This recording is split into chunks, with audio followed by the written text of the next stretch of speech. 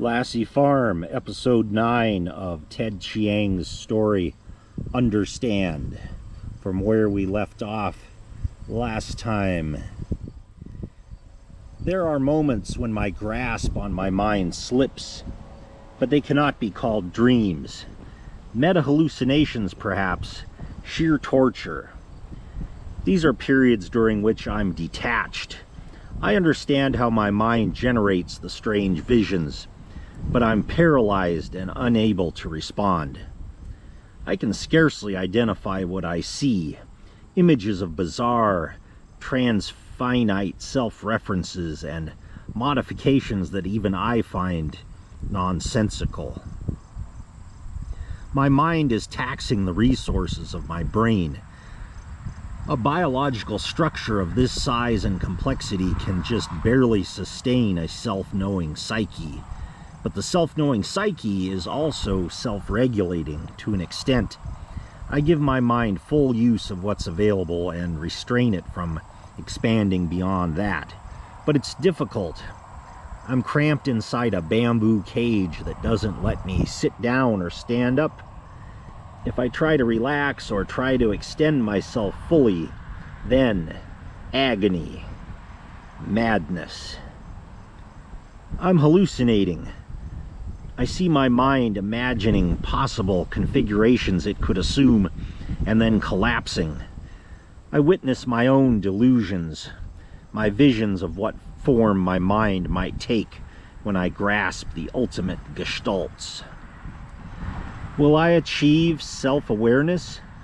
Could I discover the components that would make up my own mental gestalts?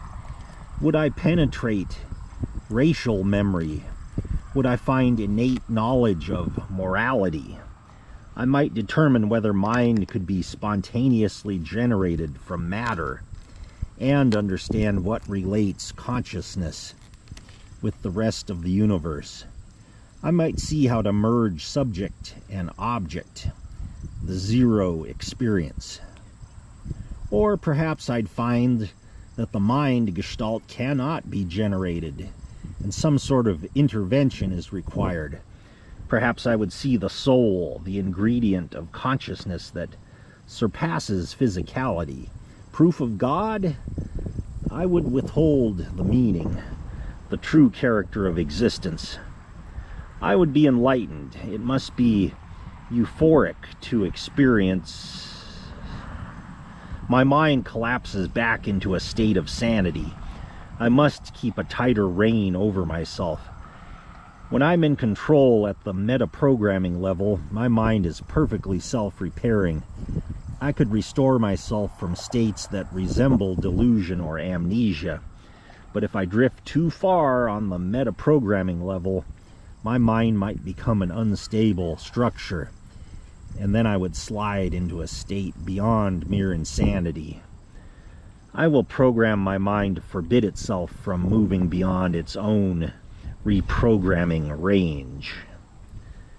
These hallucinations strengthen my resolve to create an artificial brain. Only with such a structure will I be able to actually perceive those gestalts, instead of merely dreaming about them. To achieve enlightenment, I'll need to exceed another critical mass in terms of neuro analogs. I open my eyes. It's 2 hours, 28 minutes, and 10 seconds since I closed my eyes to rest, though not to sleep. I rise from bed. I request a listing of my stock's performance on my terminal. I look down the flat screen and freeze.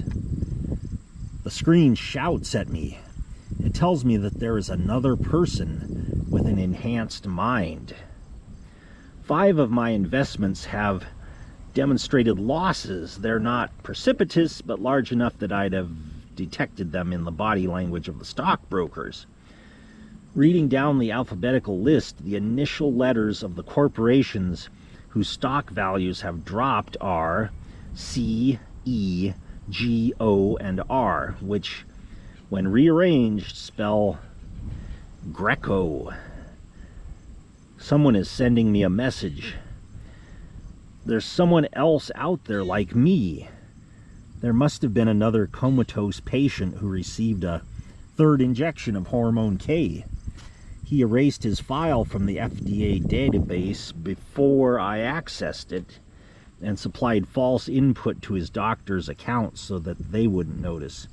He too stole another ampule of the hormone, contributing to the FDA's closing of their files. And with his whereabouts unknown to the authorities, he's now reached my level. He must have recognized me through the investment patterns of my false identities. He'd have to have been super critical to do that. As an enhanced individual, he could have affected sudden and precise changes to trigger my losses and attract my attention. I checked various data services for stock quotes.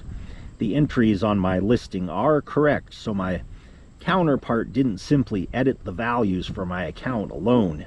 He altered the selling patterns of the stock of 5 unrelated corporations for the sake of spelling out a word.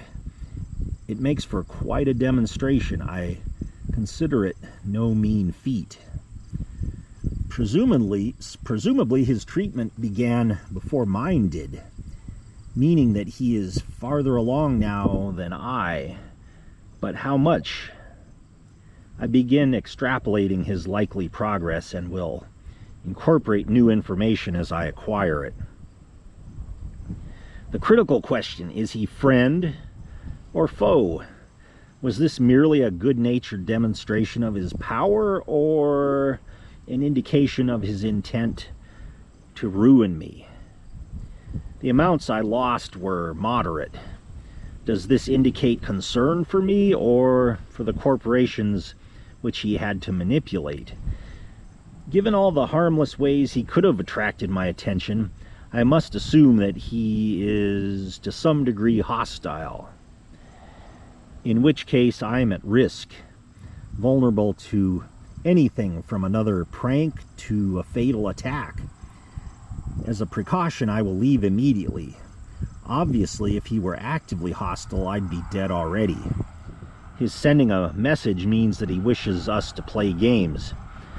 I'll have to place myself on equal terms with him, hide my location, determine his identity, and then attempt to communicate.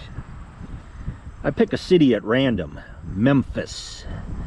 I switch off the flat screen, get dressed, pack a travel bag, and collect all the emergency cash in the apartment. In a Memphis hotel, I begin working at the suite's DataNet terminal. The first thing I do is reroute my activities through several dummy terminals.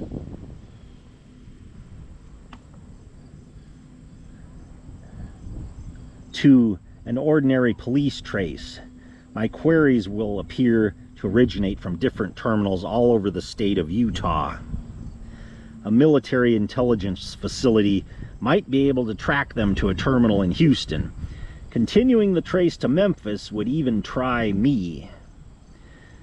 An alarm program at the Houston terminal will alert me if someone has been successful in tracing me. How many clues to his identity has my twin erased? Lacking all FDA files, I'll begin with the files of courier services in various cities, looking for deliveries from the FDA to hospitals during the time of the hormone K study.